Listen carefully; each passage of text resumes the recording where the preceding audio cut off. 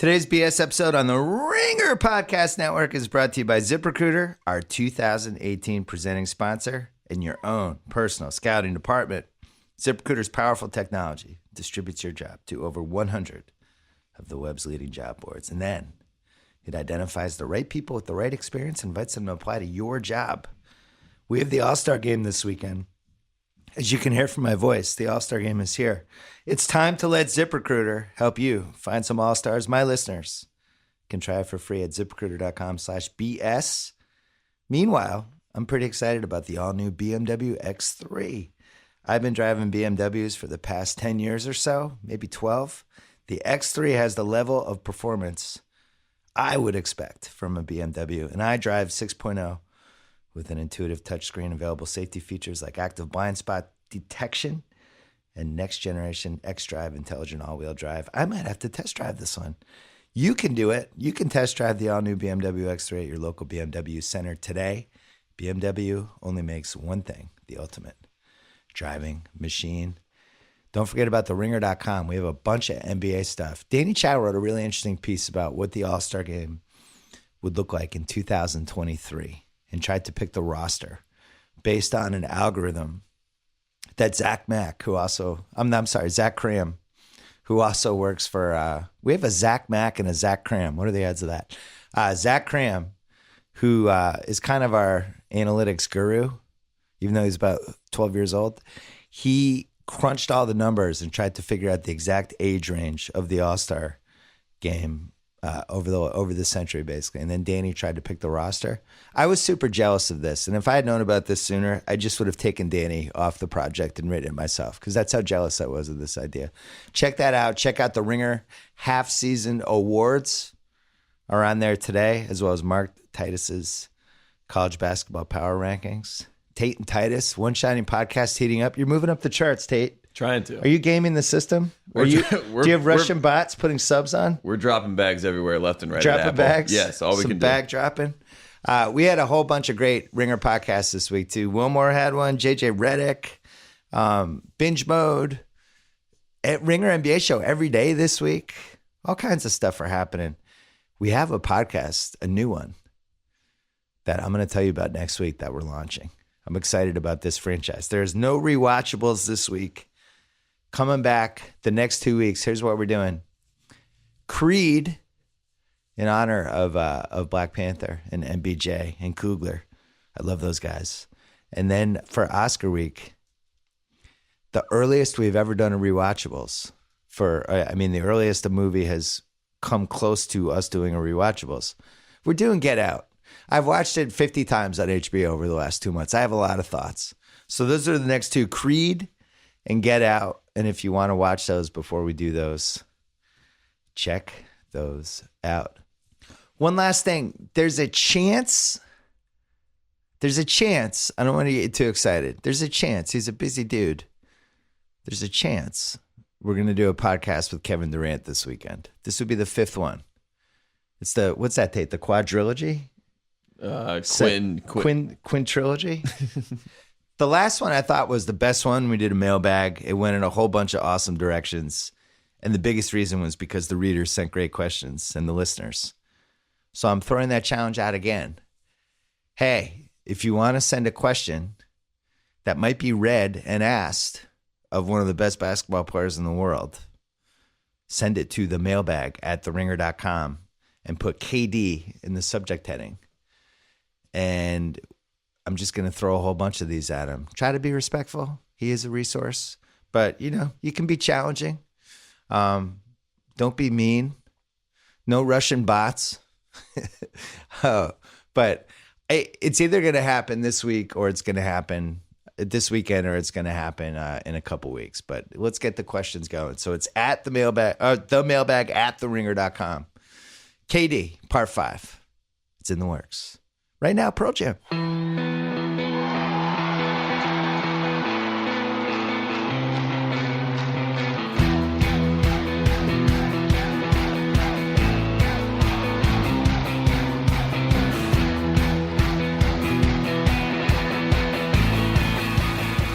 Richard Jefferson, the last time he was here, I'm going to say it was August. Yeah. You remember the Cavs? I was. Since then, they made 38 trades. You were one of the trades. You live in Denver now. Yes. You're one of the only people in Denver that probably doesn't smoke marijuana every day. Every time I go there, the everybody's just lit. The Celtics played there recently, and it was just the happiest, most mellow crowd I've ever seen at a Celtic game. Yeah. But what's it been like? Did you get used to the altitude? The altitude's been a little bit trying. My role is completely different than it's been the last probably like 4 or 5 years, where I am a full on just veteran leader. I'm not in the rotation. It doesn't matter if someone goes down, if someone gets hurt or whatever. I'm just out of the rotation. So my job is more of just to inspire the young guys. Big brother? Yeah, big brother, grumpy old brother. Is that what you want though? It's one of those things that like I look at it from this standpoint, is that I have a job. Yeah. And there's a lot of guys that don't have a job. And for longevity in any field, you have to be able to reinvent yourself. You can't just be like, this is who I am. I'm not changing. If I'm not in this role, then I'm not doing it. Right. And so I still enjoy the game. I still enjoy the camaraderie. Every player, I would say 90% of players wish they were playing more. So I don't put myself in that boat. But no, I enjoy it because we have great young guys, really talented, really humble, really hardworking, and fun to be around. Unlike the Cavs? Oh, well, now the Cavs have a lot of young guys that are really No, they did. They changed Yeah. it. So what's it been like to try to be ready mentally every game, but you're probably not going to play? I would always imagine that would drive me crazy. It does. It drives people crazy. You go there and it's like, am I playing? Am I not playing? And then all of a sudden, like, hey, we need you. Yeah, it's tough because it's just part of the gig, and you can't. I feel like I've been so fortunate because I have an appreciation for the game, for the NBA game, from so many different facets. Where I was a leading scorer, I was a young guy off the bench, then I was a part of a big group, and then finals teams and non-playoff teams. And now all of a sudden here I am in a role that is new to me. I've never been in this role before, where you're not playing, you're not in rotation. Even if someone else if a starting 3-man goes down, someone else is going to bump up. You're not like the next man up. So in that mold, it's more of, hey, what do you guys need me to do? You need me to make sure guys are showing up on time, doing extra work. You need me to lead by example. Those are the things that, I had people do that for me, when I was the young guy on the bench. And who was your old guy when you were the young guy? And that would have been the Nets, right? Lucius Harris was one of those guys. Harris. Lucius was amazing. And he would sit me on the bench and make fun of me. I'd go in the game. I'd be the 6th man. I'd get 2 fouls as a rookie in 28 seconds. I'd come back, crack jokes, or I'd come back pissed off. He'd make fun of me and calm me down a little bit, then get me back out into the game. So, I had people do that for me. So, now that I'm in that role, you just try and pay it forward. Denver, I think, is the most unique team in the league. Yeah. It's just like Jokic. There's nobody like him. Mm-hmm.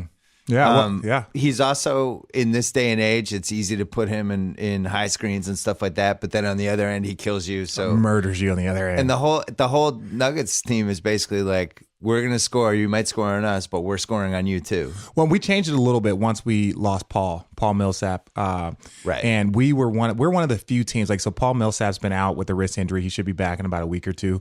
Come on, Paul Millsap. That's what I'm saying. That lazy ass. It's time to make the playoffs. And then we lost Mason Plumlee for a few weeks. But we had so many power forwards on our roster. Trey Lyles, who's a great young player, who I believe has a chance to be really, really good. I like his game. He has a chance. Prototypical stretch 4. Yeah, he has a very good fluid post game. Yeah. So like he's one of those guys like kind of in the mold of like the old Al Harrington, if you put a small on him, he'll post him up and go get a bucket, put a big on him, and he can step away and shoot the ball. But he's one of those guys that this is really his first year of playing a ton of basketball, but he has a ton of potential. But, once we lost Paul, our defensive things kind of changed a little bit because he would cover up a lot of mistakes. And so we're in the outscore you mode right now. The funny thing is, I remember when Jamal Murray was coming into the draft, Celtics had the 3rd pick, so I was like very focused on this draft. And I think they were choosing between him and Jaylen Brown. I don't know what the right choice was. I guess we'll find out 10 years from now. But the thing was, like, they were saying, great shooter, maybe doesn't have the best first step. Yeah. Maybe his handle's not great. Might not be somebody who can beat people off the dribble. And then you watch him now, and he's just like blowing by people. Well, I think you're more afraid of his jump shot. You'd be amazing how much of a good jumper makes you very fast, because guys have to be really close to you. If they're leaning in. They're leaning in. You have a quick trigger. And so I think that's where his advantage lies. He has a really good handle. A very underrated handle. He kind of torched Westbrook in that Oklahoma He's City game. and he's such a young player. Again, I think he's 20. What is it, 20? I don't even know if either he just turned 21 or he's about to. But that's the thing, is that he has so much ability. Excuse me. And so, I think a lot of guys are going to see him take, ups and downs, That's little what's happening waves. to the Celtics right now. The young dudes, man, they're great for 2 weeks, and then they go like 2 for 20 from 3 for 4 games. Then all of a sudden they're making threes again. Well, I'm not in a position yet to talk about other teams. Yeah, we've played Boston twice, so good games. Yeah, really good games. Kyrie's always cracking jokes, looking at the bench, messing with me, and my teammates are like, "Dude, leave that man alone." Oh, that was your guy. That Kai's my guy. And so it's one of those things where you look at it and people ask about Boston. I'm like, it's going to be tough for Boston, and this is respectfully, not because of the coach, not because of Kyrie, not because of the guy. It's so tough to do that all season long. Yeah. Right. And then you're talking about teams that are really, they talk about the Warriors being bored. They're going to go play till June, right? Yeah. They're going to go play till June. So for young guys, 82 games alone can mentally fry you. Now you're going to add in another, 20 You're talking games. like 95, 98. Yeah. You're going to add in another 20 games for them to get to the conference finals and then to go to the championship. And I did it. I did it as a rookie, right? I did it as a rookie, and I did it in my second year, but I was a part of a ton of other veterans, and I was just kind of a role player in that mode. And I'm not saying they can't do it. I'm just saying you're going to see these ups and downs like they're kind of going through right now, like you said. Well, and especially, I was talking to somebody last night who I won't say who it was, That's but we were no talking fun. about the Warriors.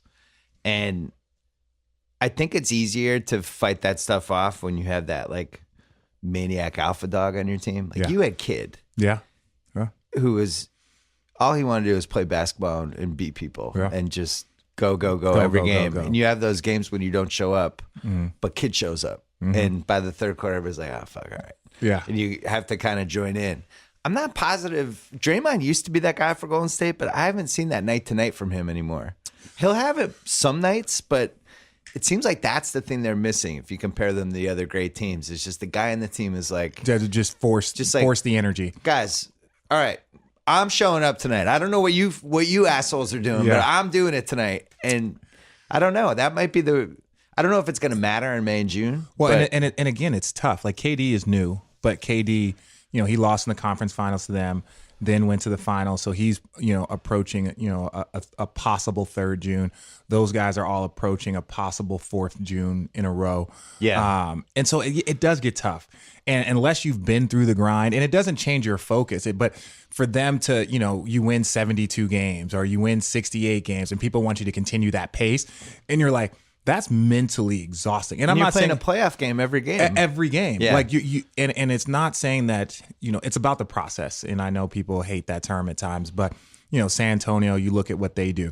It's never about it's about how can we get better throughout the season? What are the things that we're working on right now? It's like golf. Yeah, it's just like working on their swing. You're just going to 8 work months. on things because you might need it. If Steve wants to have his players coach, then let his players coach. You don't have to answer to criticism. If anything, there was players that were mad about it. It was disrespectful. No, it's you lose by 40, you lose by 50.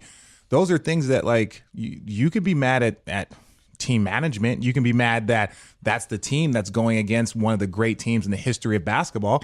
Be glad it was only 40 points that you lost by. Yeah, Phoenix got off the hook in that game. Yeah. Do you think LeBron was wired like over the course of an 82 game season? How many games out of the 82 did where the team was flat, did he just win anyway? Over an 82, I would say he's similar to J. Kidd though, because his pace is so intense. Yeah. That a lot of times, like even if you're dragging You ass, have no choice. You have no choice, but Yeah. trying to keep up. You're trying to keep up. So he's one of those guys that hey guys, like it doesn't mean that he's always going to have it. Yeah. It doesn't mean that he's always going to have it. It just means that he plays at such a pace and such an intensity. Even if his jumper's not falling, you're going to look up, similar to like a guy like Jokic or J. Kidd. If J. Kidd wasn't scoring, you'd still look up. He'd have 13 rebounds, 11 assists. He just had 6 points, and it was kind of a slow night. Bron's the same way, where even if his jumper's not hitting or if he's not getting a couple of foul calls, you put him in the fourth quarter with a chance to win, like his intensity level goes up. He hits that switch. Yeah, he has that ability. Who could be that guy in the Nuggets someday? Do you have one? I really like what we do collectively. I think Gary Harris is the most underrated player in the NBA. Okay.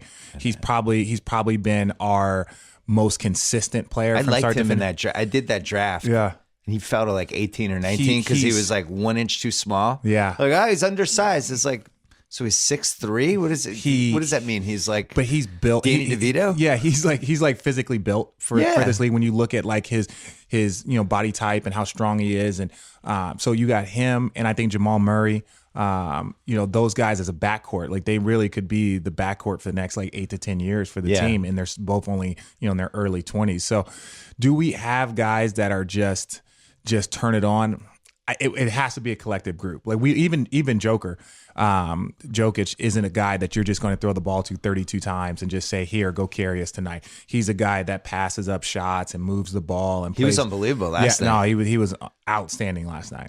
What's he like? Quiet. Yeah. Funny. It's funny that his nickname is Joker because he's kind of quiet, but very, very quiet animated. Because he doesn't know English that well? Or that's just his demeanor. Our locker room is boring as hell. Really? And I mean that in a funny. Probably all the secondhand weed smoke in the city. It's probably everybody's just mellow. And I mean that in a respectful way, in the sense that like when I was with the Cavs or when I was with Dallas, we had so many personalities in that locker room. Dirk is hilarious. Yeah. Tyson Chandler's an emotion. We just had a lot of energy in these lockers. So then you go to a super young team where even Paul is a very country boy, quiet, chill, laid back, doesn't let a lot bother him. And we have one of the best locker rooms that I've ever been in, but also one of the more relaxed, quiet locker rooms. I remember Coach walked out. Coach was like, "Hey guys, we gotta do this. We gotta do this. Blah blah. We got blah, and we're gonna have a chance to win." And everybody was like, "Yeah, all right." And Coach like he's walking off, and you can hear him. Real bunch of energetic guys we got here tonight, and it's just like that's just not the personality. But then we go out in the court, we end up winning the second half, because we're a better second half team. We either hit first in the first quarter, right? Like with the altitude and stuff. If we don't hit first there, then we typically wear teams down in the second half just because we play it with such a consistent pace and that elevation. The Denver, Utah, that is like the biggest advantage in the league right now. Yeah, by far. Although they have spread the schedule out since your younger days, where that basically 4 and 5 is gone. Yeah. 3 and 4 will still happen. The Celtics had a stretch. 4 and 5. People don't understand how much of a monster. Oh my God. The 4 Vegas and 5. understood. Vegas, the lines would always shift by like 5 points. Yeah, the 4 and 5. The Celtics had one last week. They played Thursday night on TNT in Washington. Yeah. Friday night at home, and then Sunday afternoon at home against Cleveland. So it was basically like 3 and 3.5 days. Yeah. And I think they would have lost anyway, but they were just dead. You could see it in the Sunday And people game. understand. So like when I played in Jersey, so you would fly cross country, right? Now Seattle was still a team. You'd fly cross country. Oh my God. You would play Portland on Monday, play Seattle on Tuesday. Then right after the game, Vancouver. No. Right after the game, you would fly down and say you would play LA you'd have Wednesday off, play LA on Thursday. Then you would go to like Utah, maybe work your way back Utah on Friday. And then you would fly literally right after the game. You would fly back to the East Coast, get back at 3 a.m, and then have a game like 36 hours later. And it was like, dog, you literally, you didn't know where you were. You didn't know where you were. And, because I think flying, there's no way it doesn't screw with you inside of your brain at least a tiny bit. Going up 35,000 feet, coming down. There's no way you're totally fine after that. No, and that's like, I'm not even playing. And after trips where it's like back to backs and just traveling, getting into and again, I'm an old man, but you still get tired. You're mentally tired, physically tired, even when you're not like playing like high level minutes. So how long do you see doing this before the media thing kicks in?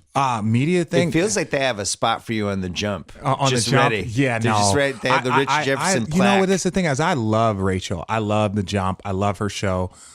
She is very, very good. Don't suck up to her too I'm not much. trying to suck. I've been on the jump. I'm right here. It's hurting my feelings.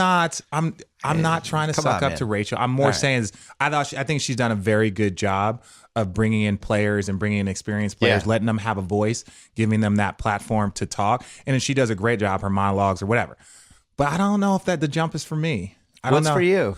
I don't know. I need something where I can voice my opinion a little bit more. What about a beach volleyball yoga podcast? I have that I'm in the works of doing. I'm in the works on doing that right now, where it's just all it is we talk about beach volleyball and yoga are the two things. Let's take a quick break. All right, let's talk about Casper, the sleep brand that continues to revolutionize its line of products to create an exceptionally comfortable sleep experience one night at a time. Take advantage of Casper's competitive limited edition President's Day sale for the first time. Guess what? President's Day is Monday, so I would take advantage of this now.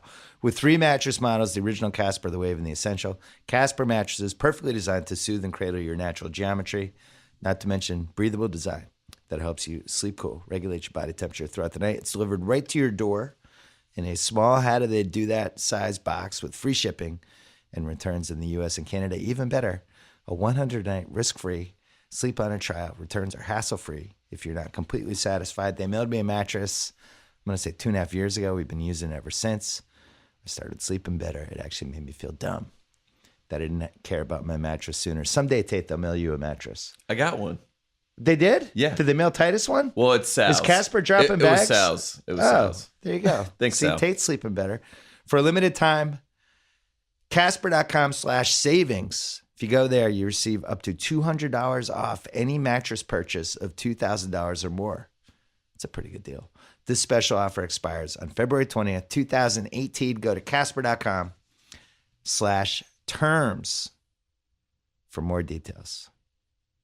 Back to Richard Jefferson. All right. I'm going to save the Cavs toward the end so people can keep listening. That's smart. Luke Walton, Yeah. your best friend or one of your best friends? Jeez. He's way up just there. one of my friends. One of my very many, good many friends. He was in the news. He's battling LaVar Ball. Or not battling. LaVar Ball seems to be battling him, and he's got to deal with that whole situation. And there was a point when I actually thought he might get fired. Like there were rumors and all this stuff. Yeah. Now they're playing really well. It seems like Luke Walton, we don't have to worry about Luke Walton anymore. Well, he understands because he lived in this market and played for this team. He understands. He had Phil Jackson. He understands that once you take this job, it's every day. One day you're fired, one day you're not. One day you're fired, one day you're not. That's part of it. I think for him, and what is a more interesting note is what's been said recently, where LaVar's talked about Lonzo won't re-sign if his 2 boys don't play. So at first it was an attack on the coach, right? And everyone was like, what does Jeannie Buss say? What does what's Pelinka say? What's Magic Johnson say? And it was kind of like this weird, well, if they're not backing him this. And then all of a sudden, a couple weeks later, he's now attacking management. Right. And that's where I think the tides go really. No, it's like now it's different when you attack the coach and they have not played well and you were like, oh, he doesn't have a voice. OK, you'll take that. But now when you're saying like, oh, my son won't re-sign if you don't sign his 2 brothers. Now that you're attacking management, I think if anything, that to me should make the group bond a little bit stronger. It's like, hey, this wasn't just against Luke. This is actually Lonzo or this is LaVar versus the Lakers, and I think that's the way it needs to be seen. And hopefully that brings them together. It would help if nobody just ran any of the LaVar quotes. That's impossible. If we embargoed him, it would be much better. I think we've reached that point. I'll tell you what. I personally will not click on those stories anymore. The sports world, like as I would include you and I, we as sports individuals, no problem. We will get rid of all the balls if the entertainment world gets rid of all the Kardashians. How's that? That feels like a fair trade. Interesting. I guess the difference is LaVar seems like he's kind of unhinged. Like it's just not good for his son. Like at some point, I have 2 kids. At some point, it's your job as a parent to put your kid in a position to succeed, right? That's our goal as parents.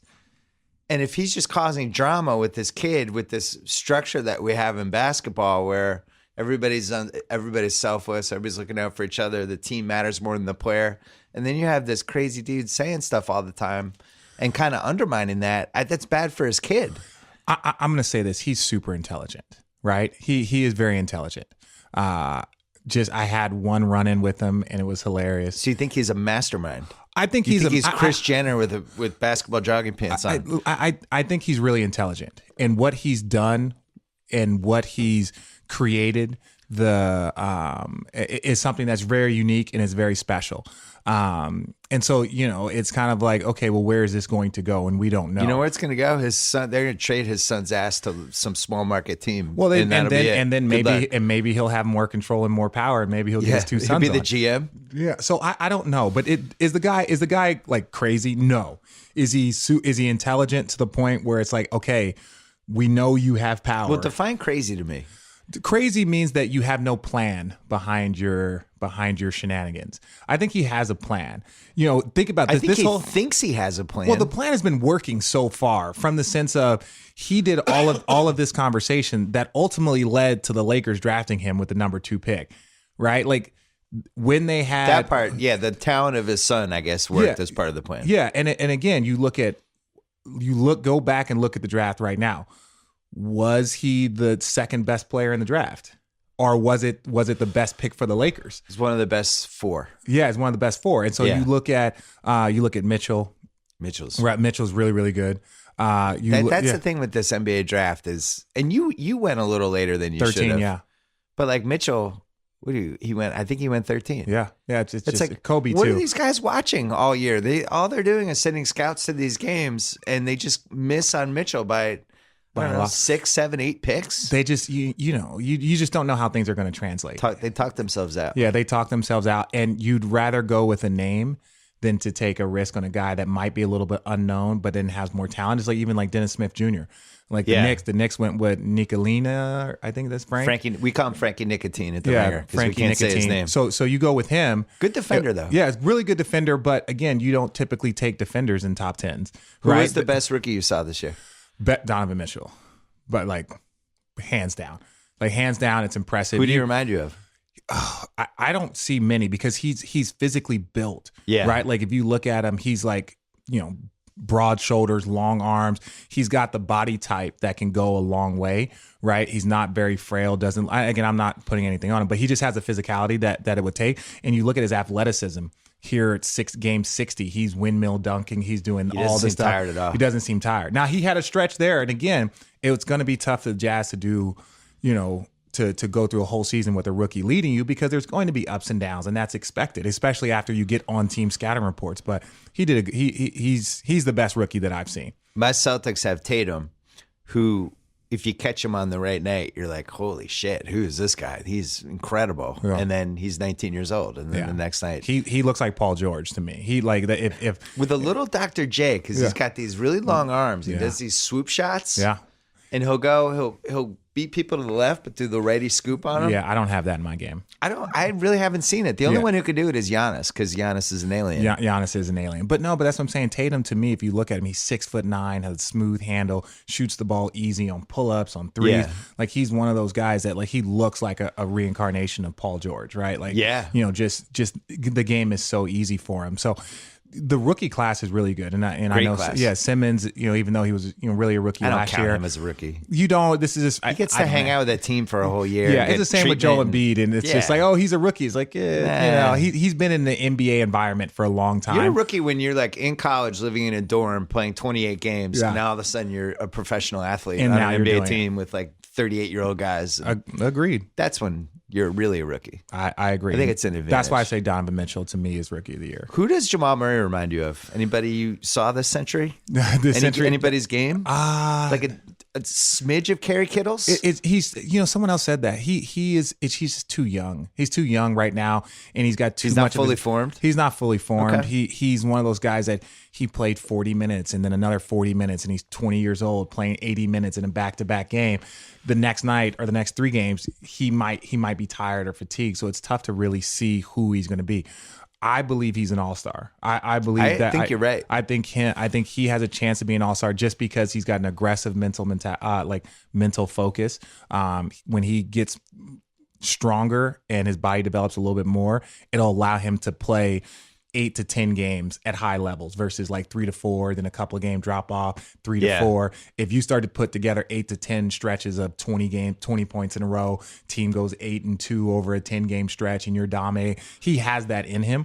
Did you bring him into the beach volleyball yoga scene yet, or no? No, but he's maybe this summer. He's got some hippie stuff in him too. He's a meditation guy. Really big meditation guy. He came on our podcast and talked about that, how he tries to meditate, even if it's like 10 or between 10 and 30 minutes before each game, where he just shuts everything off, turns off all of his phones, and just meditates. He learned that from his dad, who they have a great relationship. His dad's a really good guy too. What was the best pod you did this season? Best pod. Wow. I don't know. I don't know. Well, I'll tell you, we had two. We had one with Will Barton and Gary Harris came on the pod, and we were talking about how the Phoenix Suns should send all of their entire team to the G League after they lost by 50. And it ended up leading to a fight between him and Troy Daniels. Oh, that's what the reason was? That was the reason. That was the scuffle. And so so I'm sitting on the bench and they get into it, and then Troy's sitting by, they're taking the ball out of bounds. He's like, "Richard, I heard what you said." And I'm like, I don't shut up on the bench. I'm like, what'd I say? I had no idea. And then Gary Harris came to the bench. And he's like, he heard us on the podcast, right? Or I heard about it on the podcast. And I was just like, well, podcast feud. I was like, at that point in time, I was like, oh, okay. And so I told him, I was like, dude, look, it's no disrespect. Any team that loses by 40 or 50, you're gonna get some trash talk, to you.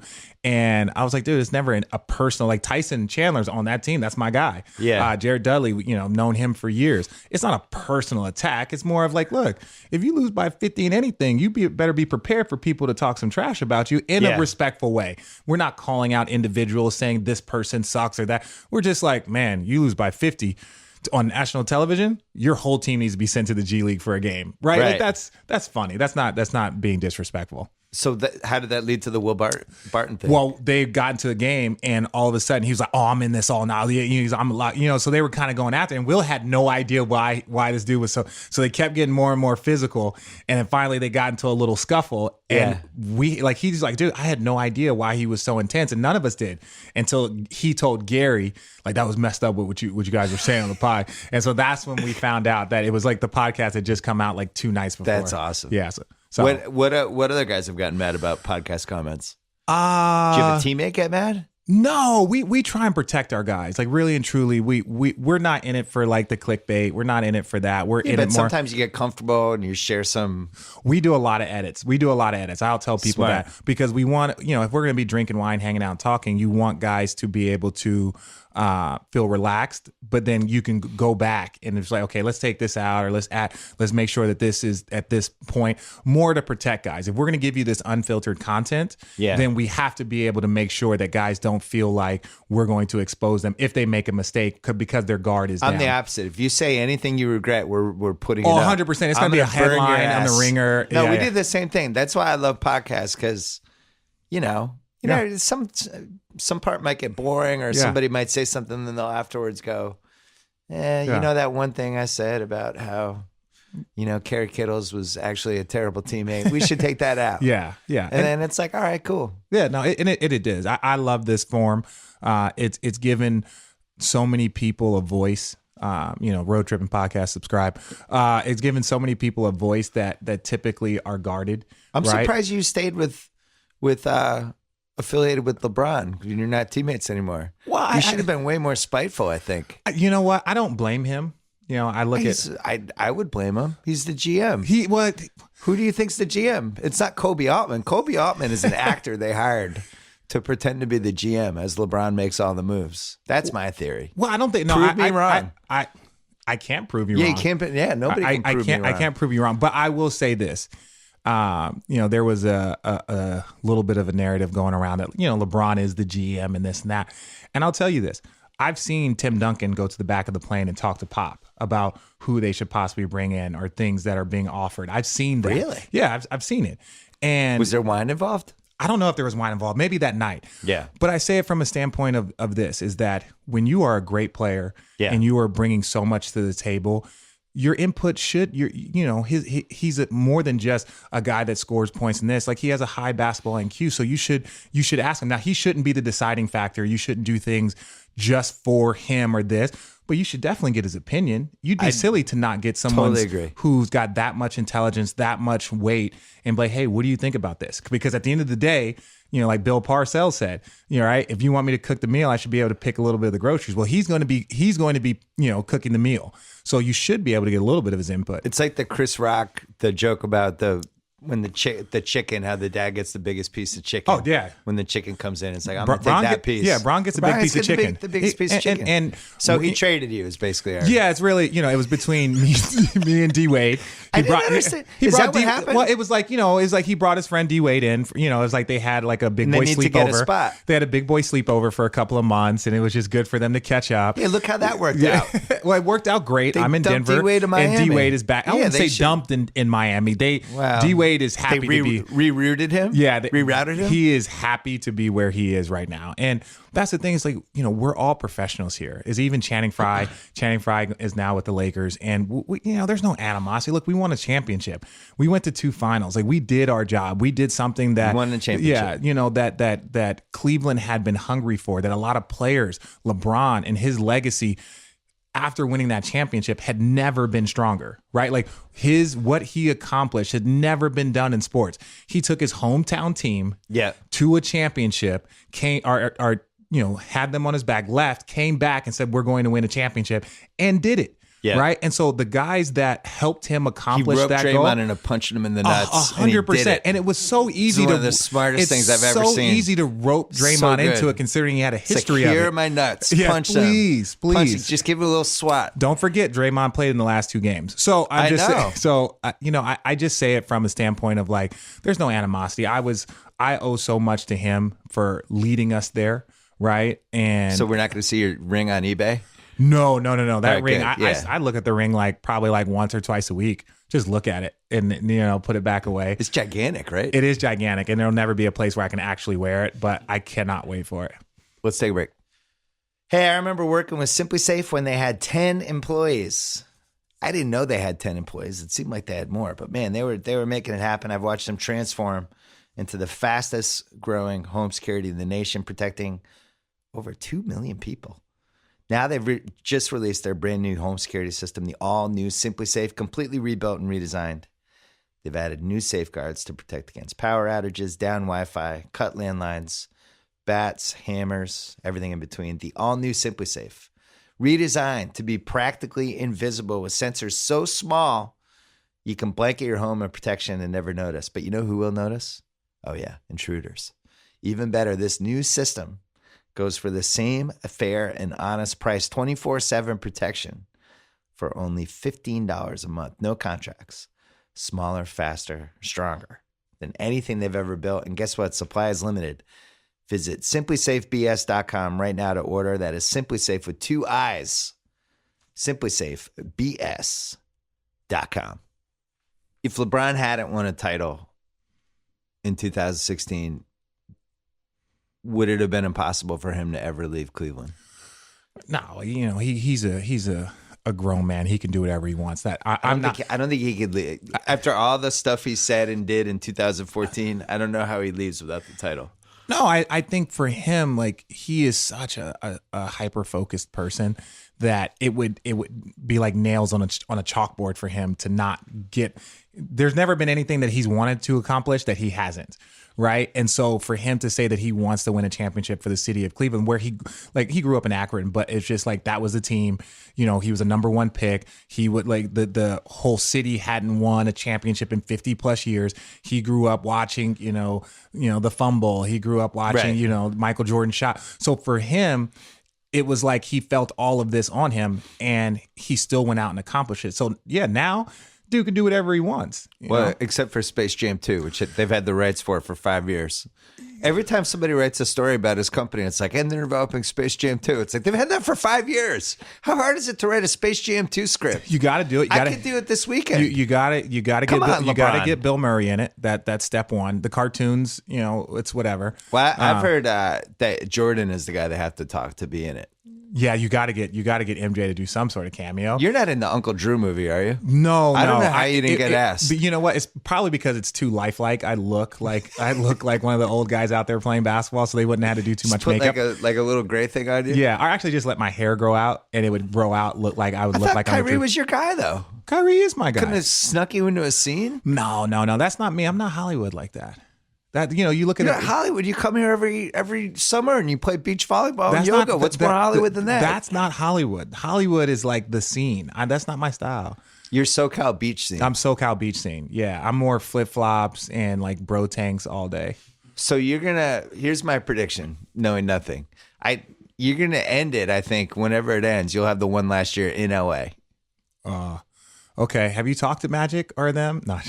I'll make a call to LaVar right now. Please. I'll see if I can get you in. Please, even if it just LaVar could be I need my two sons and Richard Jefferson. I'm just gonna say I was born in Los Angeles, you gotta finish it here. so maybe 5 years from now, maybe we can he can claim me as one of his sons, and I can be the fourth ball son. You can hyphenate your name. Hyphenate my name. Yeah, I think that would go. Well. I gotta say the Clippers would be a fun team to join at some point because I actually like some of the moves they've made. They kicked the Celtics' ass this week, and they're kind of tough. Like Harrell's tough, Jordan's tough. There's a feistiness now, and they don't even have Beverly yet. I like how they reinvented their team. They needed to get rid of the old era. You gotta sometimes you just gotta move on. Sometimes you gotta move on. And so Lawrence Frank, who is their president, I believe, over there. Yeah. And so he was my coach my first 6 or 7 years in the NBA. He's done a good job over there. And again, everything looks great that first couple of months. True. Right. And then it's like, okay, how does the next 2 years pan out? Well, that was funny with the Cavs thing. They made that trade. They played the Celtics, who are really not playing well. Yeah. And they look great. Then they play well against OKC, who can look like dog shit against anybody. Now everybody's like, the Cavs, they're back. They won the trades. Yeah. It's like, it's been 2 games. It's the NBA. And that was the thing. That's the Let's same wait. team that won 15 out of 16, I think, or 18 out of 19. The Cavs did. And so you don't know. You just have to wait and see how it's going to go. I look at it now. If you were to look back at it on when the trade really happened, you basically now traded Kyrie, myself, and Channing Frye for the Brooklyn pick, for George Hill, for Hood. Clarkson, Hood, and Larry Nance. Right. So now, if you looked at it now and say, like, yes, there was multiple transactions, but you're saying like this is what we got for what we gave up, at the trade deadline. Took on a crazy amount of money, though. Yeah. I mean, if LeBron resigns next year, they're with the tax. That's like $300 million. Do you know how much money? Do you know how much money LeBron makes? How much money for the LeBron? Organization? Oh, I know, but $300 million is a lot for one season. That's unprecedented. Yeah, they got to get out of that. But see, that's why again, the owners, and you look at even the Players Association, we were trying to get away from this repeater tax penalty because it just kills your Were flexibility. you involved in that? No, I'm not. But I'm going to the players? meeting. No, I'm not. I'm not involved in I that. thought the biggest mistake they made was when they made the new CBA and they just made the cap jump that 1 year. Yeah, because the league was like, why don't we do it in increments over the course of 3 years? We should have done that. And again, in hindsight, because now these guys, the free agents this year, are going to get screwed. Well, the market was killed because the deals were for 4 years, and now all of a sudden, like, There's no cap space. There's no cap space because you signed these deals. But again, it was like, when they said it, we looked at it from a standpoint of like, you guys are just trying to hold on to the money, and every year you guys are going to make money just holding on to it. And we were like, no, you guys need to disperse this money. And so we don't ever really trust the owners. I think in that case, Adam Silver, even in the moment, seemed pretty genuine about it. He's like, look, we should do it this way. This is going to be bad for 2 years from now. And it was. And it really was. You had a crazy amount of spending for 2 years. And good for the guys that cashed in. Good for the guys that were able to get that money when they did. As players, we should never compare ourselves, right? Like, well, if he's getting this, it's like, look, like, yeah, but it's human nature, though. Yes, but you have to fight especially human when nature. you're on a team, right? Well, it was more of when you started to see guys be like, oh, well, this person's worth this, and I'm only worth that, and it's like, no, well, you signed a contract 3 years ago. This person signed a contract today. Like, when you come up, you're going to be worth X. And it's just like a never ending cycle. So we made them, in my opinion, I think we made a mistake. And I think other people in hindsight now, like on our side, would say we made a mistake because it really did kill the market for years. When you were on my podcast last time, I think I'd rather have Kyrie than all the stuff Cleveland got because he's Kyrie. Yeah. And there's 9 guys that really matter above all the other guys and guys you'd want in the big games. And we talked about this in August, like why Kyrie was underrated. And then Kyrie goes to Boston, and he's awesome. And people are like, oh, shit, Kyrie. Oh, he can carry his own team. It's like, where the fuck was everybody the last 5 years? Do you have league pass? Kyrie's special. Kyrie, he is, he's one of the top, 10 players in this league, but people understand he's one of the top 5 talents in this league, like what he can do. And again, I think it was such a great situation. I think for Kyrie to have the amount of young guys that he does on his team that definitely look up to him.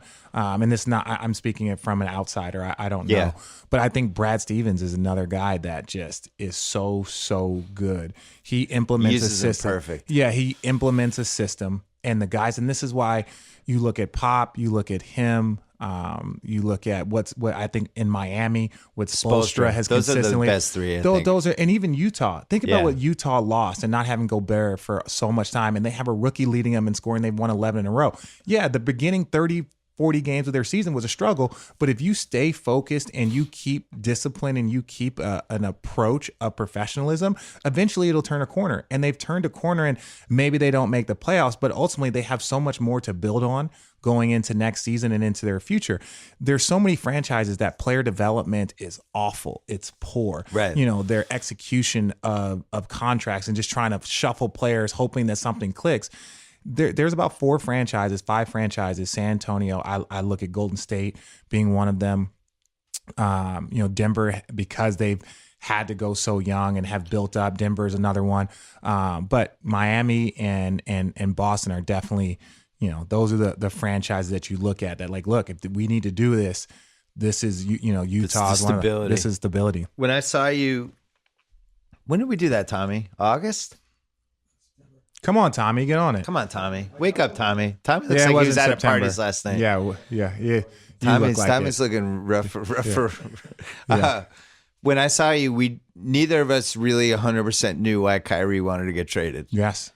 And what I had heard was that, and now it's been reported, so my info was right, that he found out he had been shopped at the end of June in this big 3, it was a 3-team. I heard it was a 4-team, and that made him mad. But the more people I've talked to, it seems like there were multiple pieces to it. And one was that, Durant said this when we did a podcast, I can't remember when, where he was just like, he just wants stability. He just wants to hoop. Yeah. And that's all he wants to do. And he didn't want the circus that goes around. Is LeBron staying? Is he going? What's going to happen this year? And he's just like, I just want to go over there and play basketball. So that was one piece. The people that I know in Boston, who are affiliated with the team, have been shocked by what an alpha dog Kyrie's been behind the scenes. They said he reminds them a lot of KG, and they all think he wanted his own team because that's just how he's wired, and he was tired of being like the little brother to LeBron. So that's another thing. And then obviously hearing he get traded. What do you think now that we've had some time pass? Why do you think he wanted out? I don't know. You still don't know. I'm saying it's like everything that you've said makes sense, right? He has a lot of alpha dog in him. You can tell his greatness is no different than, the Shaq and Kobe. Right. Kobe just wanted to prove that what he wasn't just Shaq's little brother. And I'm not trying to compare the two. It's just more of looking at something that could be somewhat relatable in the two situations. Well, can we say it was a really good career move by Kyrie because he got his title already? Now he has his own team. Yeah, but it's funny you say that. Face of an organization. But you say that it's like he's got his title already. It's like Kobe. You can make. It's easier to make these decisions when you've got three championships. It's easy to make this decision once you've won a championship and hit a game-winning shot. Now you're like, okay, well I got that out of the way. Let me go do this. Now I want to be the guy. But part of it is like, well, how did you get that done? Yeah. Right? How did you get that championship done? And it was like, that's something that, you need to continue to look at. But look, Kyrie is, again, he is a special talent. He's not even in the prime of his career yet. And he's such a forward thinker on and off the court that if that's what he wants, and this is the thing that I think is most fortunate for Kyrie is that he went to Boston and into that stable system and a high level coach, even going to a San Antonio or even going to, some place where there is a consistency around him. I think it is something that definitely helped him. That's helping him. He was going to be one of the best players on the planet, regardless of wherever the hell he went. But I think allowing him to go to a place like that put him in a position to be successful. Well, I don't need to tell you this, but obviously I watched him on the Cavs these last few years, seeing TNT games, playoff games, league pass, bouncing around, but not really watching him. Now he's on my team. And just night after night watching that dude, It's absurd. He's fucking incredible. It's absurd. Like, He's in first quarter, he'll dust somebody once just to show the guy. Yeah. Just remember I can do this, and then he'll kind of pick his spots, and he just has this innate instinct on at any time he can get his shot. Yeah. And that's his handle. I've never seen anything like it. No, he's got the Boston fans are going nuts. Like they're probably in the stands he's going probably crazy. got top 2 handle of all time. And I remember my teammates were sitting on the bench and he blew by somebody and made a layup. And one of our young guys on the bench goes, "Is he really that quick?" And I'm like, "Wait, you think that all that handle stuff, like?" Yes, he's fast too. Like that's the thing. It's not just a handle. It's not just the threat that he'll shoot and make from anywhere and can make any shot over anyone. He's also quick. Yeah. Like it's like no, there's a combination of things that make him so over the top special that it's just like you pick your poison. Like if you try and get into his body, he's gonna blow right by you. If you try and play off him a little bit so he can't get his jumper, he's gonna make you dance until he finds an angle. And if you back up, he'll shoot the ball from anywhere. That leads to a real problem for defenses. And Kyrie has done a much better job in Boston because that wasn't his role. His role was just to go score. We're going to toss you that ball. Right. When you get that ball in your hands, because LeBron was the point guard a lot, is like when you get the ball in your hands, go score, go be aggressive. And so I think in Boston, he takes on more of that role as like a playmaker and as a game manager. What I didn't expect, because Bird was like this in the 80s, where he does these little challenge. He makes things more difficult for himself during the game. Yeah. Like if he's going in for a layup and there's a big guy coming, he just get the layup. But he'll be like, "No, I'm gonna actually do this and do this double pump underneath lefty Degree of thing difficulty. just to see if he can make it." Yeah. Well, And we haven't had a guy like that in 30 years where he's like, just for my own entertainment, I'm gonna try this move. But it's like the third quarter of a basketball game that's being televised. yeah, he kept doing these That's things. and crazy. He kept doing that and then looking at our bench and laughing at me, right? And I just like, if my teammates are looking at me, I'm like, what do you want me to do? Like, you guys are the ones out there trying he's to guard good in him. that Denver game. Yeah. He was really good. Like, we came back. We had a chance to get him. But look, Kyrie. I'm excited for the future for him and to see what he can accomplish in Boston. And I So think when there's a divorce, somebody has to pick sides. Like if my wife and I are going out with a couple all the time, yeah. and then they get divorced, at some point you gravitate toward one of the two sides. So what side have you gravitated to 8 months later? 8 months later, Who do you text more? 8 months later, I've left them both. Okay. You know what I'm saying? It's like if you can't pick one, then I'm out. Right? Like I'm not. There's no. It's like LeBron, I love you. You got me booted. Kyrie, he's gone. Got me booted. So it's like look, like the like you said in that comparison of the couples, it was just like, hey, your strength was as a couple for me, right? Now that you guys are separate, it's like I got to go find another couple. You were semi excited when Dwayne Wade got sent to Miami. You were like, see what you get, LeBron. No, who I was excited. Yeah, you're a little excited. No. The day that I saw that, I called my agent and I was like, this seems off right now because we were at a roster spot and I looked at the point guard situation and I was like, something seems a bit off. And no, it was I knew the day he got there that I was one of the people on the chopping block. And yes, it went through all the way to like the last day of training camp because I think they were still trying to make some moves. But I knew. So even though it was kind of a surprise to people here, people there, the media a little bit, and the fans, like I knew right away. So there was that communication. And so it still put me in a tough spot. Because I felt like I held up my end of the bargain for my 2 years there. But, it's the sports. Let's take a break. I want to talk about Normatec. So my daughter, who grew like 6 inches in the last 8 to 9 months, and her legs were bugging her, and I was worried about her knees, and she plays a lot of soccer, and she was playing basketball this winter for her school, and her legs were just sore and tired. So my buddy Sully, the MVP of my wedding in 2003, told me about Normatec, which it's basically you put your legs in these giant pads and they do this dynamic compression thing designed for recovery and rehab where it basically compresses on your legs, relaxes, compression relaxes. It's the patented pulse inflation technology. Imagine rolling up a toothpaste as you get to the end of the tube and then it releases. So it's basically an at-home massage, inflation pulsing. Works similar to the kneading done by a physical therapist. What's cool is it's easy to use at home or on the road. Easy to keep clean. You can carry it around in a suitcase. You can take it on the road. If you have like a soccer tournament wherever, you can use it. Used by all the professional teams in the U.S., pretty much all Division 1, 2, and 3 colleges, universities, U.S. military, national governing bodies. Check it out at Normatech Recovery. So that is Norma, Tech, TEC, recovery.com. Check it out. All right, your partner Allie is with us. Hello. Are you hungover from last night? I am not. Okay. I'm hungover from the travel. Are you hungover from the fumes coming off Tommy? Tommy, how late were you out last night? 4:30. Oh, wow. 4:30. In LA? That's hard to do. Jesus. Uber's been great for Tommy. Good for you. So how long have you guys done the podcast together? We just passed the year mark in January. Yeah. Yeah. And what's it like Channing comes on, right? You know, Channing was doing it with Allie. Yeah. Since we're in LA, I actually talked to Channing last night, and he said that the young guys in the Lakers have been asking about the podcast. And he was like, if I can get someone to help me with the levels, the audio. Have we talked to Channing? Tommy, get on that. Okay. have like a detox juice.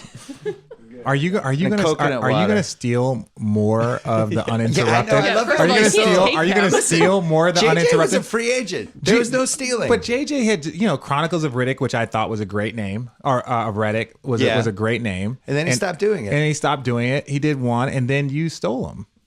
There was no stealing. I promise you. I don't know. I'm gonna be diplomatic on this one, but I would promise prefer you you there's to no be stealing. honest. I would prefer you to be honest. If somebody has a good podcast and is not doing it anymore, Yeah, you're gonna go approach them. yeah, or They'll if approach it's you. somebody we know anyway, Yeah. I'd be like, hey, are you gonna do a podcast? Can I do it with you? Great, let's do it. I think Yeah. it's just smart. Yeah. Yeah. It's just you being smart. Yeah. The thing But don't take Channing from us. I wouldn't I take will Channing. not let you take Channing from us. Tommy's really good friends with Channing. Oh, Tommy. Channing might be an official courting. will find you, that might be a theft. Yeah, Channing. Channing, if you're listening. So how many years have you been on the sidelines for the Cavs? 6. This is 6th year. Is this the weirdest of the 6? Yeah, I think that's fair to say. Yeah, now it is. How many players have they had this year? 20? Yeah, I think at the beginning of the season, I was learning 7 new guys, 7 new faces. And then mid-season, we get rid of 6 and add 4. So, yeah, that is pretty crazy. How depressing was it on the court during when it really started to slip away there those That last was 3 real. weeks? Yeah, that was very That real. seemed like were you watching that from afar? I watched. I think it was I think maybe it was them in San Antonio, and it was just the lack of enthusiasm was Yeah. it was. They just seemed broken. They had to do something, and for that you got to give Kobe a lot of credit because they did do something. Yeah. right. Because the term that he used, marching towards a slow death, was very, very accurate because that's what it looked like. And you believe that they can turn it on, but still, they would look like it was a slow death. The most shocking thing to me was LeBron had kind of checked out.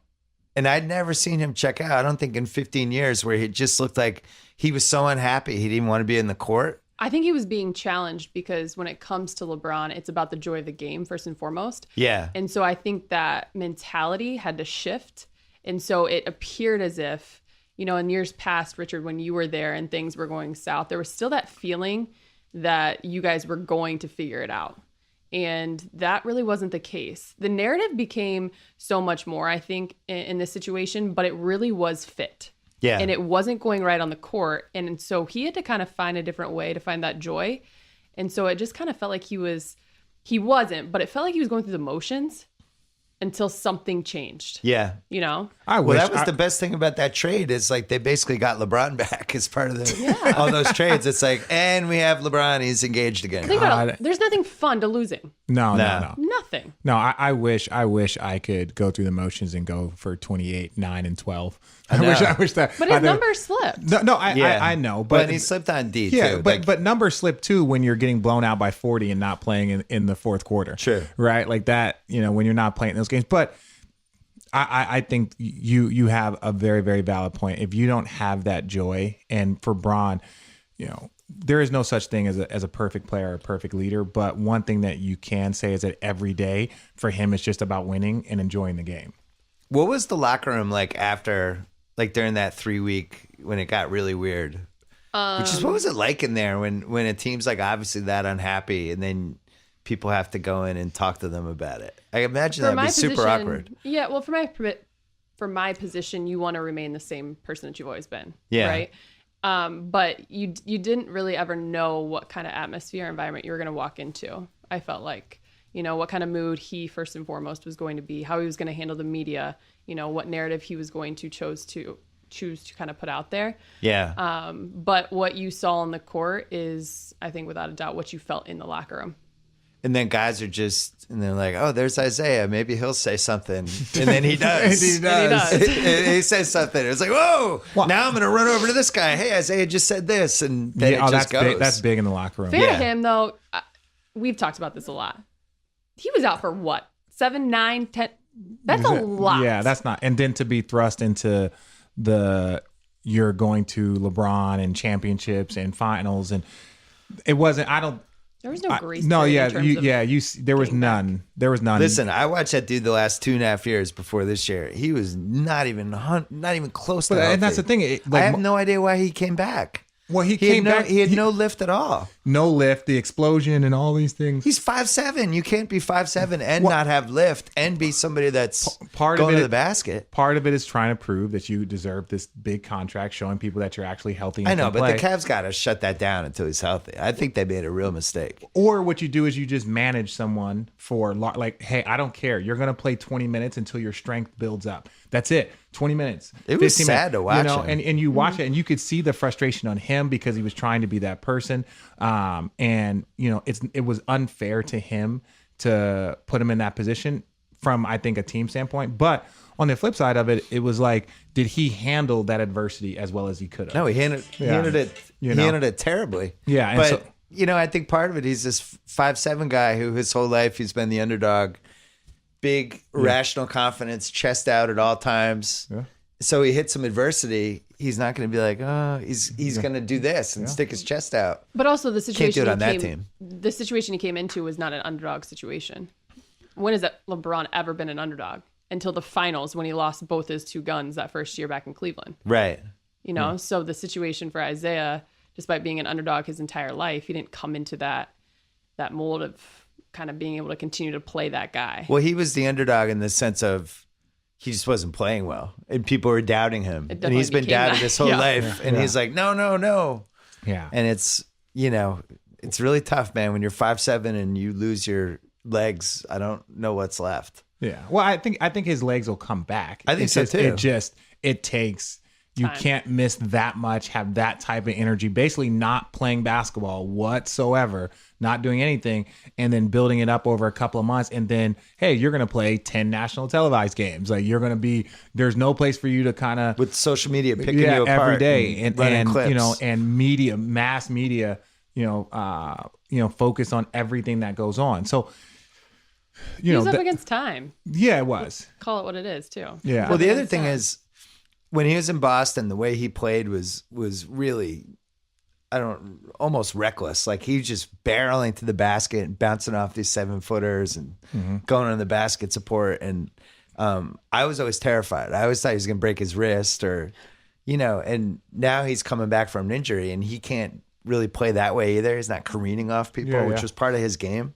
Part of his game was like, I'm going flying into you. I'm going to hold you off with my right arm.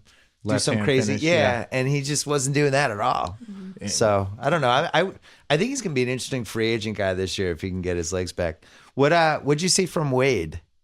Because I had always heard Wade and LeBron together that was kind of like these guys are over here and everyone else is over here. Did you see that? I heard that narrative initially as well, and then you kind of saw it develop. And I think what I saw a lot of is the two kind of playing off one another, their leadership styles. I find it to be very intriguing how they're able to coexist. And Dwayne, what's intriguing about it? He picked his time, given he knew the situation that he came into. Yeah, he wasn't going to come in and be that vocal guy and run all over everyone. He chose to use his voice in a way that he was teaching you, he was motivating you, but he kind of bounced off LeBron. He had that pulse of Bron, and so he would come into huddles and know when to speak, what to say. And I felt that was valuable to this team. So you think he was a positive? Oh, yeah. I think he was definitely positive. Thanks, Allie. Thanks. Yeah. No, interesting. You know my take on you. Thanks, Allie. Yeah, so once he got Richard out of there, I think it was a really He's a future positive Hall of Famer. You can't say that guy's going to come in and not have a purpose. He's not going to try to maximize his But time. at the same time, though, like the aging superstar is always dangerous. The what I'm saying? The aging superstar. He was never a distraction to this team. Good. He was not. Good I to can hear honestly that. say, actually, he may have been a distraction from a standpoint that him and Channing became very close.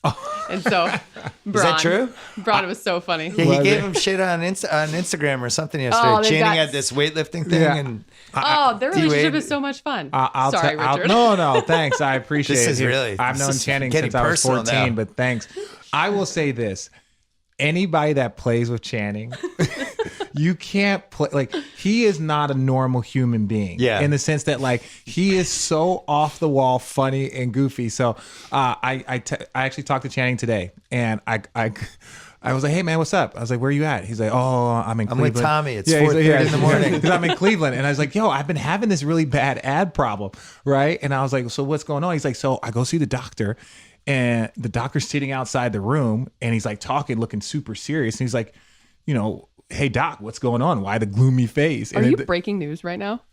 No, he's got to have surgery. Okay. So he's got like appendicitis. He's got appendicitis, has to have his appendix taken out. And I'm like, dude, breaking and so news. I say this, and I'm like, dude, what are you, 9 years old? How do you have to have your appendix out? So he's dying laughing. He's like, oh, this is really, really great too. It's going to suck because it's like, I got to sit here for like a week, and I'm going to just stuck in Cleveland because he's waiting on his baby to be born. So it's due any day. And so he's like, I got to have this, and I got to sit here for like a week. And then it's like another 2 weeks, and then blah, blah, blah. And I was like, so you're pretty much saying your season's over. He's like, yeah, my season's over. Yeah, this is awful. So I thought he could be a buyout guy potentially. well, yeah, I think he can. It just depends on what he wants. I think for him, it's that, okay, do I want to stay here? Like he's got Luke, he's got tons of guys in on that Laker organization that he's familiar with. And he's a great, he's got to be top 2 or 3 locker room guys, I would say, of all time. Just because everyone that comes in is just like, who is this guy? And he never lets you down. Who are the Hall of Fame locker room guys that you've heard of? Hall of Maybe Fame, even guys you didn't play with. Just you've heard rumors that they were like the best locker room dudes. T. Lue was one of them. Yeah. T. Lue was one of the guys. KT. I had him. Yeah. I had him in Milwaukee. He was really, really funny. And it's funny because him and D. Jones, Damon Jones, were both kind of like heard paired that up. about D. Jones. Yeah, just what they bring, the everyday consistency. Everyone said PJ Brown was always a great one. See, I never had PJ Brown. David West gets a lot of credit for being a great one. James Jones is definitely James Jones. James He's Jones. like 52 and still in the league. Hey, we're so it's like I would say the guys that I've been around, James Jones is amazing. Bron raves about him. But T. Lue from a humor standpoint and D. Jones from a humor standpoint and a hype standpoint, those guys were Eddie really, House really, was another one. The Celtics had him, and he was. I play with Eddie, and because he just you want those guys that are just so energetic, that bounce off the walls but are still professional. And so it's like, even when you talked about those moments where you're kind of dragging ass a little bit, but then you have this guy bouncing off the wall. It's like, come on, what are we doing? And you're just like, okay. But Channing is just somebody, you just don't understand what he's going to say or what goes through his brain at any point in time. His sign off. Yeah. Oh, yeah. When he got traded. When he gets traded, he's like, yeah, so Cleveland, thank you, blah, blah. It's been a pleasure. I love everything for the organization. Oh, and don't go 0 for 6 or they're going to trade your ass. Like that was his sign off after he got traded. Phenomenal. Right? And it's like all the things that he's been through, and for him to still have a sense of humor in that moment, I think it just lets you know everything that you needed to know about a guy like that you need in your locker room. You need people like that. It's so, and veterans, yes. Like myself, you want to have, veteran professionals, a Derek Fisher. You want to have those guys that are professionals from that standpoint. But you also need a comic relief. If you can have a professional comic relief in your locker room that keeps guys loose, lets guys know it's not that bad, I think that's something that's so, so valuable. Well, why wouldn't NBA teams just hire a comedian as the 15th man? You guys brought like one in of the a comedian. Wayans brothers. We brought in Bill Burr. Bill Burr was amazing. Bill Burr was amazing. Really? He came and talked He's to one of the funniest dudes of all time. Yeah. I just watched his stand-up a couple of nights ago, but we brought in Bill Burr during... The Nuggets or the Cavs? The Cavs. During Cavs. the finals last year, there was a comic thing going on in San Francisco, and some of our training staff went there. Steve Spiro and Cobra, they went, and they asked him if he would come talk to the team. So he did like a little 10-minute bit and was just going off. He killed Shump because Shump was like not paying attention. Like he was like on his phone. Yeah. And he kept like, are you going to put your phone away? And like, see, what Shump doesn't understand is very similar how we can destroy a heckler in a crowd. Yeah. Is like Shump, like this is what he does for a living. Yeah. He's going Don't to mess with him. Yeah, he's going to murder your shoestrings, your haircut, and there's going to be nothing that you can say because you don't have a mic. And he lit into Shump something like to the point where like Shump was trying to act serious, but ended up because we were all laughing at him. Yeah. And to the point where like finally like Shump like cracked a smile because it was some pretty good material. So do you think that helped the Cavs that day? Because that makes me mad because Bill Burr's a Boston guy. Yeah, he's Hey, great. Bill Burr, don't help the Cavs. No. Hey, Wasn't the it hell outta during? here, Bill It wasn't Burr. during the finals. it was during the finals. Yeah, we that's terrible. were in San Fran. Maybe he liked you guys slightly more than the Warriors. Would be the only thing that makes me probably. feel good about Maybe he was just going for the East Coast vibe, but no, he was. Who was the best locker room guy you've seen the last 6 years? Just watching as a fly on the wall. I think inside the locker room throughout the course of the game, given a situation, James Jones. Yeah. God, James Jones. It sounds like we should just elect James Jones as That president. man does not need to be on the floor. He does not need to log minutes, but his voice will carry in a huddle. Game 5, the year they won it, Yeah. third quarter, I think, there was a moment that, it was just an intense situation. And you had to win that game, obviously, to continue the series. And Is this that Draymond was not playing because he punched somebody in the Nets game? Yeah. correct. Okay. And the person you have standing there in the middle of the huddle is James Jones. And Interesting. he hadn't played the entire... What he had the ability to do, which you don't see a lot of players have, is that he could calm down a superstar like Yeah. LeBron. He could calm down a rookie, a guy like JR, and even a professional like myself, which I try to prime He could myself calm on. down JR? Yeah, he could calm down JR or Come challenge on. JR. Challenge Okay. JR in the right moment, in the right way. And even like myself, like going into the playoffs, right? I was like, man, I'm just, haven't been playing. Richard, don't worry, you're a part of our top 7 rotation. And I'm like, but I haven't, coaches did. Don't worry, Richard, you're a part of our top 7 rotation because look, this is what's going to happen. This is how it's going to be and blah, blah, blah. So make sure you're staying in shape. You're staying ready. I say, me and you go get some cardio after this. And he's one of those guys. And all of a sudden when it comes true, you're like, oh, wow. I was like, how did you know? And he was like, well, it's just because, look, this is who they have. This is the way we're going to play. This is what I know Bron. This is what Bron needs on the floor and trusts on the floor. So this is what you're going to. And it's like for him to be able to calm down a 16-year vet, right? Yeah. For him to be able to motivate a guy like JR, for him to be able to rationalize with Bron. Like the fact that he had all of this ability to navigate a team from within the locker room is something that I haven't seen from many guys that were in his position. I've seen it from like stars and guys that are trying to navigate stuff, but from a guy that was the 14th, 15th man do it, I was impressed. You know who he probably had the biggest hand on? Who? Kevin. Oh, by far. Kevin Love. By far. Like that was his impact was on Kevin was huge. Right. And Kevin, you go look at some of the posts that Kevin even did for him after they won the championship. Kevin dedicated one post just to James Jones of like, thank you for helping me get through this and staying on me and motivating me and challenging me. And, like even though Channing and myself are the comic relief, there's something that goes into a guy like that can mentally help guys navigate, whatever it is that you have to. I was worried about Kevin Love this year. I hope he rallies back, but it seemed like his spirit was a little broken even before he hurt his hand. He had I know a he was string of playing games well, but too. Yeah. near the end there, before he got hurt, I was like, uh-oh. Yeah. I think just the entire energy, the vibe, it had to change. Yeah. But I'm anxious to see how he will now get back to. What happened to JR? Because it looked like JR's career was headed to being over the first 4 months. He was playing so bad. And then that Boston game, it was like, oh, JR's back. That's I think just don't sometimes understand JR that. can get in the way of himself. That's just Yeah. JR. Yeah. That's just It's JR. just That's switch. just JR. That's just JR being they, JR? They talked about that like back when he first got there, like he was the throw-in in the Shump trade. Yeah. Okay, we'll give you guys Shumpert, but you have to take J.R. Smith also. And then next thing you know, It's crazy. Yeah, then all of a sudden, the next thing you know, J.R. Smith is like the starting two guard, having huge impacts throughout the season. Had 2 of the best years of his career. One of the best guys, by the way. Oh, really? Great teammate. Great teammate. Really, really, special individual. He's so funny. He might be able to. I mean, he won't live up to what you and Channing brought from a comedy standpoint. No, that's impossible. We're comedy just icons. Being himself, he could be. She's constantly looking for new talent for the podcast. She is. I'm over here trying. I asked Tristan the other day, and he was like, "No, I gotta leave that alone because both your co-hosts have been booted. Yeah. RJ didn't even make it to day 1, and Channing didn't make it past the deadline." That's a valid point. Yeah. It's like a curse almost. No, I don't believe in curses. We just dropped an episode though. So yeah, we did just drop. Have you had players asked to come on the podcast? I've had that guys. Must have happened, right? I've had guys get offended when they heard me ask somebody else. Right? Like on their team? Yeah. No, it's just like I had Devin Harris on, and I was talking to Dirk because I tried to get Dirk on, and then Harrison Barnes was like, "Cool, bro. You're not gonna have me on the podcast? Thanks. I appreciate that." It's like, dude, you can come on.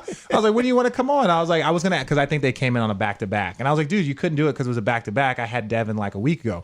I was like, when we're in Dallas, you'll come on? And he was like, yeah, I'll come on in Dallas. So I've had guys get funny when it comes to like stuff like that. How you feeling about University of Arizona?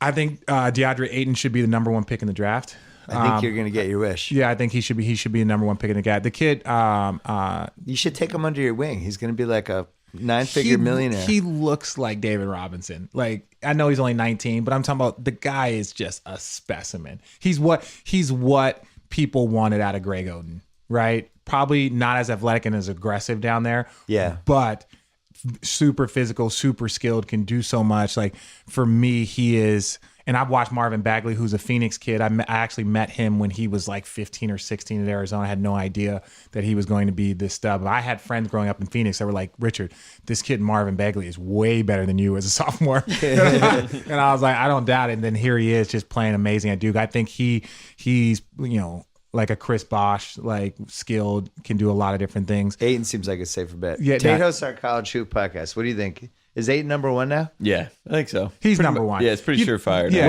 what has to happen for that not to happen? Injury, right? Or yeah. Or what if they get bounced in round 1 and then everybody overreacts? No, no one cares. He's 7 foot in the and it's like when you look at him physically and you're like, this is him at 19, so him at 25 is just going to just get bigger and stronger and more athletic. The only thing that concerns me about it is that the way the NBA goes, you got to start developing talent, right? I hope he goes to a place that's like, no, we're not going to try and turn you into Dwight Howard or to a stretch 4. We want you to shoot. No, put him back to the basket. Let him work on his post game. Have him become a high level post player like a David Robinson, like a Patrick Ewing. Have him be that guy. That's who he needs to be dominant. I don't care if the rest of the NBA is shooting threes. Eventually, you're going to have to play another big guy alongside that to guard him. And if he's dominating the post, it'll slow the game down. And so I think that's what everyone wants, all these scoring point guards and want guys that can do this, and they want 3Ds. Every team's going to have 2 point guards in their crunch time in like 3 years. Yeah, because we're just producing too many of them. Yeah, well, because everybody now, there's no like pure point guards, no like pass first guards. It's all the Devin Booker types. Yeah, everybody wants to be a 6'3", he's a 2 guard. It's like, 6'3" and can handle, he's a point guard. And it's just... but everybody wants that, but isn't it funny how only certain teams are successful still? Unless you have a Steph or a Clay, unless you have a James Harden or a Chris Paul, you can't do that with every single team and every single player. So I think a guy like Ayton can really change the game from that standpoint. It's like, no, this is how we're going to play. This is what we're going to do. I think centers are coming back. Yeah, I think there's still room for a traditional post. I hope so. There's good centers now. They're kind of like on the down low. The key, though, is like you said, the development. Yeah. What's dying are power forwards. Yeah, the traditional 6'9" rebounder, clog the lane guy is on his way out of the league. That sucked with Boogie. What happened with him, because you saw that traditional front, front but court. even that, because Davis could play far from the basket. Yeah. It was like a nice little. Yeah. I really enjoyed watching them. It was like David and Tim Duncan. Yeah, it was like watching that. It was like watching like a Charles Oakley and Patrick Ewing. Yeah, it was watching like 2 big men navigate around each other, and you would always keep one on the court at the same time. But to see both of them be able to play together, right? And see them both put up great numbers. It shows like, yo, like two big men can play together, right? You just have to be a force on the glass. You have to be a force defensively. You don't have to shoot 100 threes. You're not going to be able to do what the Warriors do. No one can. Like the Cavs had, I think all these Houston's guys. the bigger effect. I can't stand watching Houston. I really can't. I can't stand it. I like watching people move on a basketball court. The 4 people standing still while Harden or Chris Paul does like their whole thing at the top, and I don't know. I'm just bored by it. They're really good. They're really I know they're talented. really good. And I think part of the reason why they're able to play top 3 one-on-one, team. part of the reason why they're able to play one-on-one is because they have shooting all around them. You have the Ryan Anderson. You have the I Gordon. totally get it. Yeah. I don't personally enjoy it that much. Well, as remember Steve Kerr? Charles Barkley said that no shooting team had won a championship until the 15 Warriors. Well, until the Warriors did Yeah. it, right? It's going to be. I'm really curious to see how that works out. That style of play, and I say this knowing that we very well could play them in the first round, but that style of play, and I don't doubt CP and James Harden's basketball IQ, but that style of play of just ISO. Did you see their numbers though? They're With their top 3, they're like 28-1. Yeah. Or their top 4 or something. Yeah, that's when they've been healthy. That's like a real if you're number. into those That's a real numbers, number. if you're No, but into that's those like, numbers, when we have our guys, we're 28-1. Yeah. I take that seriously. Yes, you should. And when they're shooting 45 threes, even if the Warriors are slightly better than you, but you make 18 of the 45, the math kind of swings it your way a little bit. Yeah. If you make 18 of 45, but make no mistake, If you make 12 of 45, you're going home. Not even that, but are you really want to outshoot the Warriors? That Yeah. they have Clay. Like I get that it's shiny and new, but Clay, Steph, and KD. You have to outshoot this system. That's because their movement, their threes are based on a lot of movement. Yeah. Right. It's not ISO pass or ISO shoot. It's move, open shot. You made a mistake. Move, open shot. You made a mistake. And they make. so good And the most annoying thing, because playing against them in the finals the last 2 years, is that you can do it right. And they still get the 25-footer. And they still make it. You can do it right more times than not, and they're going to make you pay. And if you do it wrong, then you're really annoyed. I actually prefer doing it right and having them make me pay, because then I can go up there and just play, hey, just keep it going. But when you make a mistake and then they get a layup or a dunk or an open 3, you're just like, damn it. So Well, I remind you, I'm going to say 1994, 8-seed Nuggets, 1-seed Sonics. oh yeah, Dikembe Biggest holding upset, the ball. Biggest round 1 upset of all time. I was a part of the knows? San Antonio Memphis one. That sucked. We won. Oh, I 60 bet on Memphis that series. Oh, they were too you're big for you such a that year. dick. They were. I couldn't believe it. They were like 6-1 underdogs or something. I was like, whoa. Yeah. Are you allowed to bet on sports, considering why that you have not? insider information? What inside information do I have? You're in locker rooms. You talk I'm not in locker rooms. I'm right here with Tate. At times you were in locker rooms. No, I do not have inside information. But plus, like, what inside information can you have? I don't know. Isn't what your job is based off of Sitting inside. insider? No, but like, yeah, Allie has a ton of inside information, but it's Allie not does like. not- Allie does would not you bet on ever be like, basketball. oh, I'm betting the Pistons tonight because I know LeBron is sick? Like, you would never do that. How awesome? Who was it that used to give the line? Football guy that used to give the line. Jimmy the Greek? It was maybe I know I'm too young for Jimmy. I know that sounds crazy. Which football guy? I forgot who it was. It used to give the line. It's like so and so are 3-point underdogs or 7-point dogs, and it was just like, why don't they do that? Like I don't know. They don't do it in the NBA games where it's just like you start the get game. ready for it. Yeah, It's going to be legal in like a year. no, but it's not about legal. But it's People like are gonna be you're gonna be hearing fans yelling from the thing. Come on, Nuggets! I got you +7. yeah, I think that would be hilarious. Like if you're watching the game, just to let people know, it's like, hey, you're watching this game. The people that are betting are saying that the Nuggets are a 7-point dog tonight. And you're just like, because then it adds a conversation. Why are they 7-point dogs? Because it's their third game You in have to 4 explain nights. it to Jokic. Here's what that means. Yeah, Yeah, it's like, just, what? Good luck. yeah. I more say it from a TV versus saying it as like a coaching standpoint. Right. Like, hey guys, we're 3-point dogs tonight. Come on, so guys. like, let's Nobody make sure. believes in us. Yeah, we haven't covered their spread in a week. No, that's not like that. But just more from It does make it more exciting with like 20 seconds left when somebody's up 8. the bad bets. The bad bets Exciting thing. or Exciting if you had like the Nuggets +7 and you know, they're down 8 with 20 seconds left, and he gets his one chance to shoot a 3 and knock it down. Is it the bad? Swing the line. I think it's the bad beats. Is it the bad beats? Bad beats. That's Van Pelt does that. Yeah, Van Pelt. That is by far the newest, like, most form random of entertainment thing that I've ever seen, and it makes me laugh every time. Yeah, because they find them everywhere. Yeah, in college basketball. If you had this bet, blah blah blah, and look at all the things that had to go wrong for this bet to be. The funniest one was the Minnesota Green Bay. I'm sorry, Minnesota.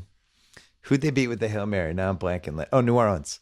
And Minnesota scores on the Hail Mary to end the game. Yeah. But by an NFL rule, they have to kick the extra point. Oh, game was over. Game was over. And they took a knee. The extra point would have covered, and they took a knee. So in Vegas, everybody's like, "Yeah, extra point," and then they took the knee, and everyone's like, "Oh!" Yes, that to me, that's a really really cool segment that he does. I forgot to mention you're wearing a Soho Yoga hoodie. Thanks for staying on brand. Yeah, I tried. Richard Jefferson. Yeah, Soho Yoga, Hermosa Beach, downtown LA. Go check it out. Natasha Needles is our yoga director. Pete Niva, one of my really, really good friends. Jamal Murray will be there all summer. Jamal training. Murray. I've been getting. That's the thing. Luke took the whole Laker team there. I've had the Malik. Lonzo wouldn't go. Yeah, Lonzo wouldn't go. My dad said I can't go. His dad was unless there we too. take Jello. No, we've had like the Mavericks. Like Dirk has been in there. I try and get all the guys in there, and most of them, you'd be surprised how many teams now just bring in a yoga instructor or Pilates or just doing something, because just what you do for that hour in there helps your body so much. Do you know hot yoga? Yeah, that's what we have. We have heated and that's regular my wife's yoga. big thing is hot yoga. Yeah. They have one of the and best. she comes back and she's like some weird color. Yeah. She's like, but you feel great. Yeah, like, she feels great. Yeah, there's a euphoric feeling that you get. Plug afterwards. your podcast.